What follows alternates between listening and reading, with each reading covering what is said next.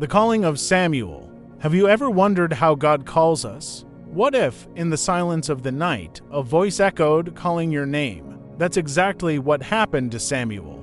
Still a boy, he served in the temple without knowing that God had a grand purpose for his life. But that night, something extraordinary happened. God himself called him.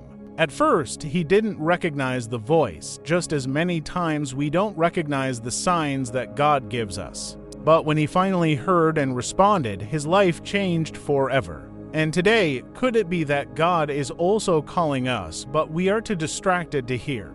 Stay until the end to discover this powerful story, and before we begin, please like the video, subscribe to the channel, and activate the bell so you won't miss any videos. Nightfall had descended upon Shiloh, and the Lord's temple was immersed in the deep silence of the early hours. The lamps in the sanctuary burned softly, casting flickering shadows on the sacred walls, reflecting God's presence. Among the solemn corridors, a young boy named Samuel lay down.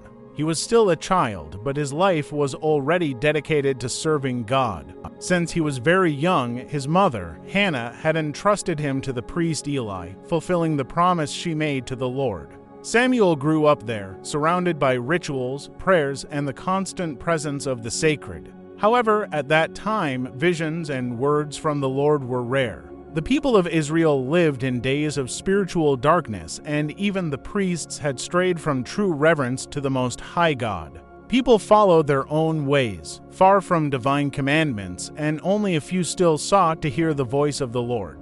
Samuel slept near the Ark of the Covenant, in a place where few could remain, for it was the residence of God's presence. It was an honorable and responsible position, but also one full of great mystery.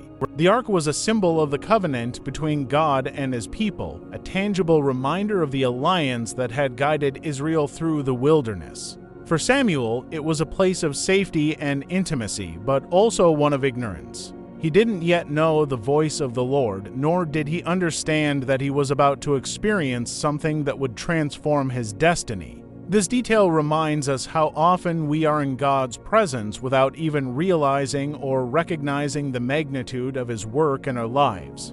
How many times do we walk through life unaware that God himself desires to direct us and use us for something greater than we can imagine? Life presents us with challenges and opportunities, but we don't always recognize the signs that God is calling us for a greater purpose. That night, something extraordinary was about to happen. Amid the deep silence, a soft but firm voice echoed through the sanctuary. "Samuel, Samuel!" The boy woke up startled. His heart was racing. Who could have called him? Without hesitation, he got up and ran to where Eli was resting. "Here I am, for you called me," he said with innocence and respect. But Eli, still sleepy, shook his head and replied, "I did not call you, my son. Go back and lie down." Samuel's confusion was natural, as he had never experienced anything like this before. Just like him, we too may be in front of God's call and not recognize it right away. We may confuse God's voice with other voices, believing it's just our own thoughts or even coincidence. Samuel obeyed and returned to his bed, but the call came again. Once more, the voice resonated in the middle of the night, clear as before. "Samuel, Samuel!" The boy, not understanding the nature of the call, ran once more to Eli. "Here I am, for you called me." The old priest, tired and intrigued, looked at the young boy with tenderness. "I did not call you, my son. Go back to bed." Samuel, without contesting, returned to his place and lay down. However, the call came a third time. "Samuel, Samuel!" The boy got up immediately and once again presented himself to Eli. Now, the priest realized it wasn't a mere mistake or a product of childish imagination. It was the Lord who was calling Samuel. Don't forget to like, share, and leave your comment below. It helps the channel grow and reach more people with this message. Eli, with his experience and wisdom, instructed the boy, "Go and lie down. If he calls you again, you shall say, 'Speak, Lord, for your servant is listening.'" Samuel, with the reverence and obedience of a pure heart, returned to his place. The expectation hung in the air. The silence was thick, as if time itself had stopped. What happened that night was more than just a conversation between a young boy and a priest. It was an encounter between the human and the divine, a turning point in the history of Israel and Samuel's life. And then, for the fourth time, the voice called, "Samuel, Samuel." The boy, now aware of who was calling him, responded as Eli had taught him, "Speak, Lord, for your servant is listening." And it was there, in the silence of the early morning, that Samuel found his true purpose. His life would never be the same. The Lord revealed to him divine secrets, messages that would require courage to deliver. At that moment, the Lord revealed to Samuel a grand destiny.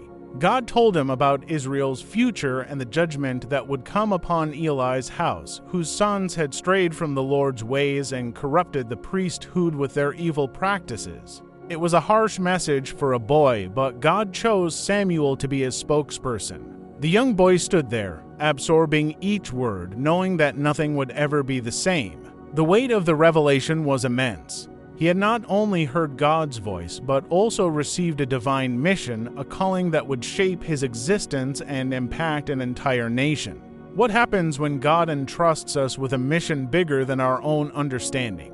Are we able to accept it and follow it, even if we don't fully comprehend its scope? Many times we want God to speak to us, but we aren't prepared to hear difficult truths. Samuel's courage in accepting this responsibility teaches us about faith and obedience. At dawn, Samuel got up to carry out his daily tasks. His heart was heavy with the weight of the divine revelation. He knew Eli would ask him about what God had told him and feared telling him the whole truth. However, Eli, understanding that God had spoken, called Samuel and insisted that he didn't hide anything. With courage, Samuel told him everything he had heard. Eli, resigned, accepted the will of the Lord, saying, "He is the Lord. Let him do what seems good to him." This is a moment of great learning, for it shows how we should accept God's plans, even when they seem difficult or painful. Eli's attitude, although marked by the pain of the revelation, reflects a complete acceptance of God's sovereignty.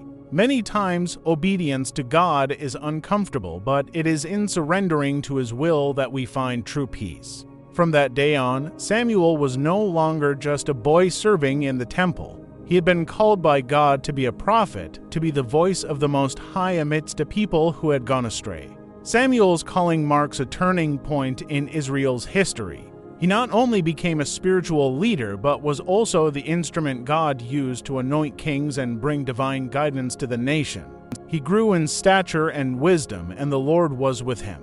None of his words fell to the ground, for God had established him as a faithful prophet among Israel. Each step of his journey was guided by an unshakable trust in God. And Samuel, with humility and courage, fulfilled his calling, becoming a key figure in Israel's history and in the relationship between the people and the Lord.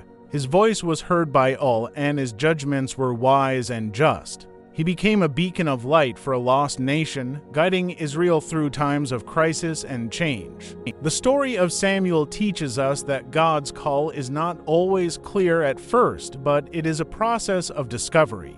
God may call us in moments of apparent silence, when our faith is tested and when the world around us seems to be immersed in darkness. However, when we make ourselves available to God with a heart willing to listen, He reveals His plan for our lives. Sometimes this plan is too great for our immediate understanding, but Samuel's obedience shows us that, even when we don't understand the way, trusting in God is the key to fulfilling His will. Just like Samuel, we can all be called by God at some point in life. But are we attentive enough to hear His voice? Often, we become distracted by the noise of the world and ignore the signs God gives us. Samuel was just a boy, but his readiness to respond to the divine call transformed his life and the history of Israel. Similarly, God may be calling us for a greater purpose, and all we need to do is open our hearts and say, "Speak, Lord. For your servant is listening." If this story touched you,